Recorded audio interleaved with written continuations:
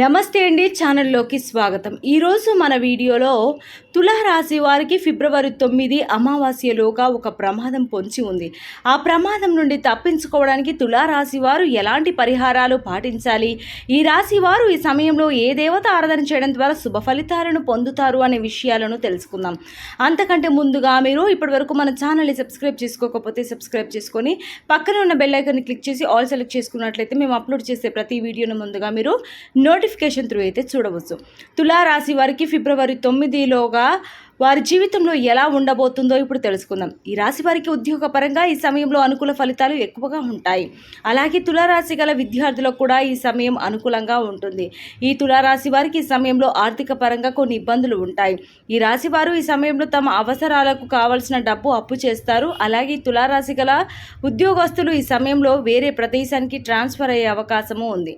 అంతేకాకుండా ఈ రాశి గల ఉద్యోగులు ఈ సమయంలో తమ తోటి ఉద్యోగులకు అలాగే తమ పై అధికారులకు వారు చేసే కొన్ని పనుల కారణంగా సంజాయిషి చెప్పవలసి ఉంటుంది. అంతేకాకుండా ఈ రాశి వారు ఈ సమయంలో ఎవరితోనూ గొడవలు పెట్టుకోవడం మంచిది కాదు. దానివల్ల మీరు అనేక సమస్యలు ఎదుర్కోవాల్సి ఉంటుంది. అలాగే తులారాశి వారు ఈ సమయంలో అనవసరమైన విషయాలకు భయపడుతూ ఉంటారు. ఈ రాశి వారికి ఈ సమయంలో ఆర్థిక పరంగా ఎటువంటి సమస్యలు ఉండవు.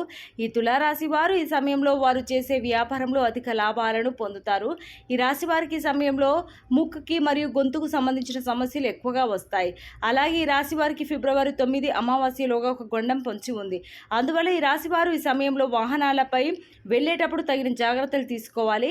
తులారాశి వారు ఈ గండం నుండి తప్పించుకోవడానికి సుబ్రహ్మణ్యేశ్వర స్వామి ఆలయంలో 27 మంగళవారాలు స్వామి వారికి అభిషేకం చేయించుకోవాలి. ఇలా చేయడం వల్ల మీకు పొంచి ఉన్న గండం తొలగిపోతుంది. అంతేకాకుండా ఈ రాశి వారు మరిన్ని శుభ ఫలితాలను పొందడానికి ప్రతిరోజు లలిత సహస్రనామాన్ని చదువుకోవాలి. సో చూసారు కదండి, మరి తులారాశి వారికి రాబోయే సమస్యలు ఏంటో తెలుసుకున్నారు కదా. ఏ దేవత